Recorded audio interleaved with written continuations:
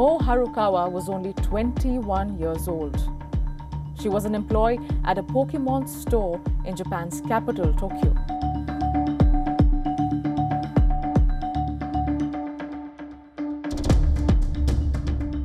A paradise for children and adult fans alike.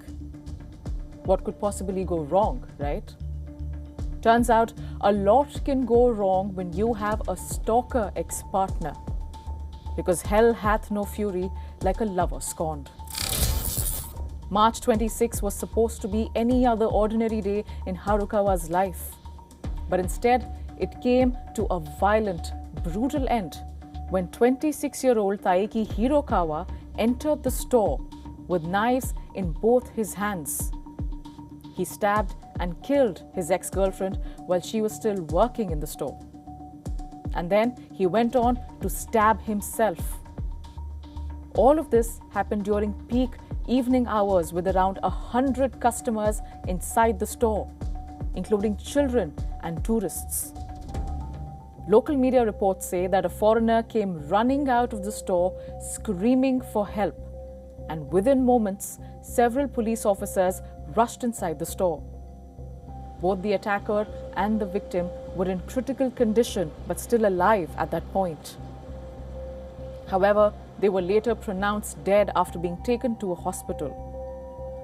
Now, the Pokémon store in which this happened is shut till further notice as investigation continues.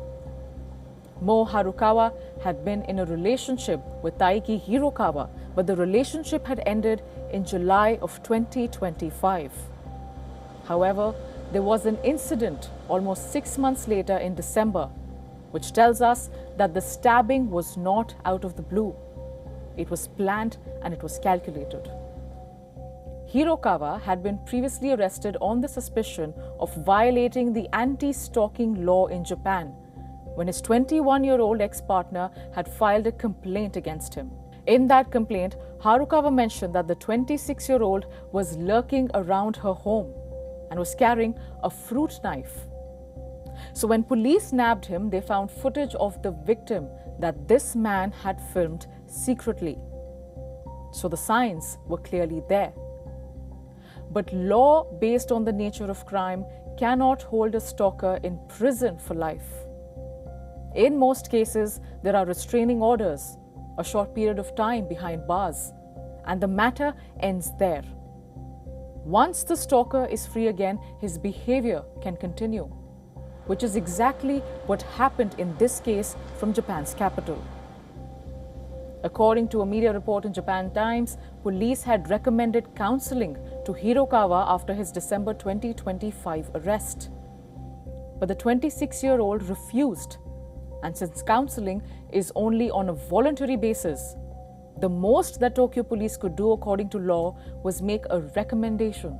Now, after this horrific murder in a crowded store, Japan's mental health and rehabilitation experts are sounding the alarm.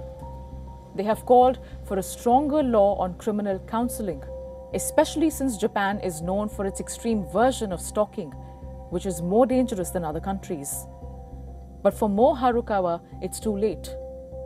Her ex-partner killed her 9 months after the relationship ended, and she was just 21 years old.